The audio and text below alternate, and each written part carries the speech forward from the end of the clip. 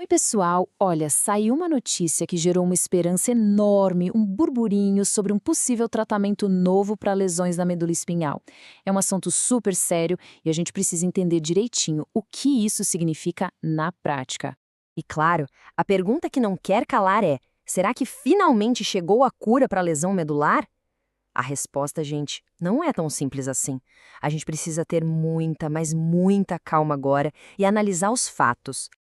Então vamos lá, vamos entender o que está acontecendo. A Agência Nacional de Vigilância Sanitária, a nossa Anvisa, deu o sinal verde, sabe? Autorizou o início de uma pesquisa clínica com uma substância que tem um nome um pouco diferente, polilaminina. Essa é a grande novidade. Mas o que é essa tal de polilaminina? Bom, por enquanto ela é o que a gente chama de candidato a fármaco. O que isso quer dizer? Quer dizer que é uma substância que se mostrou promissora e que agora, só agora, vai começar a ser testada oficialmente em seres humanos para ver se é segura e se funciona mesmo. E é aqui, gente, que a gente chega no ponto talvez mais importante de toda essa conversa. Entender a diferença entre essas duas coisas é fundamental para não criar falsas esperanças ou, o que é bem pior, para não cair em golpes. Gente, isso precisa ficar gravado na pedra. A Anvisa autorizou um ensaio clínico. Ela não autorizou de jeito nenhum o uso clínico. São duas coisas completamente diferentes e essa distinção muda tudo. Olhando aqui, a gente vê bem a diferença, né? De um lado, o ensaio clínico, que é basicamente uma fase de pesquisa, um experimento controlado. Do outro lado, o uso clínico, que é quando um tratamento já passou por tudo isso, foi aprovado e aí sim pode ser receitado pelos médicos.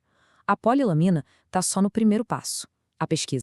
Tá, mas se é a pesquisa, a gente está falando de quanto tempo? Porque, né, a ciência tem seu próprio ritmo. Não é uma coisa que acontece da noite para o dia. É um processo longo, cheio de etapas e super necessário para garantir a segurança de todo mundo. Olha só essa linha do tempo, ela ajuda a gente a colocar os pés no chão. A gente está bem no comecinho, na autorização da Anvisa. A fase de testes em si deve levar aí uns 2, talvez 3 anos. E só depois disso tudo, se os resultados forem positivos, é que se pode começar a pensar numa aprovação para uso geral. Ou seja, o caminho é longo. E é exatamente por causa dessa espera, dessa ansiedade toda, que um perigo muito real aparece. A desinformação e a má-fé de algumas pessoas podem transformar essa esperança toda num verdadeiro pesadelo. A gente precisa falar sobre o risco de fraudes. E a regra é clara, pessoal, e muito importante. Qualquer tipo de propaganda da polilaminina como se fosse um tratamento que já está disponível para comprar, isso é ilegal. Não é só errado, é crime. E isso não sou eu que estou dizendo, não.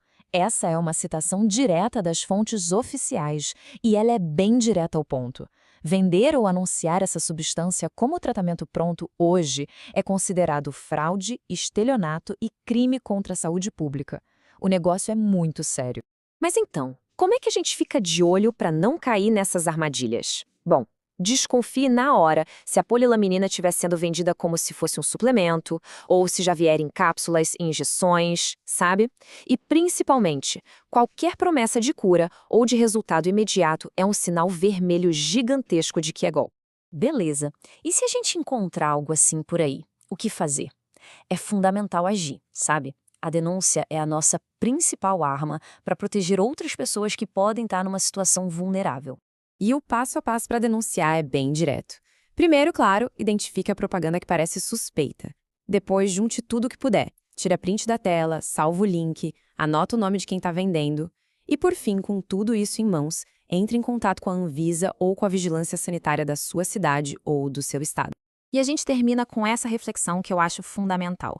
A ciência nos dá, sim, uma esperança muito real, mas é uma responsabilidade de todos nós abraçar essa esperança com muita cautela, com informação correta e, principalmente, protegendo uns aos outros de informações falsas. O caminho é longo, mas o cuidado tem que começar agora.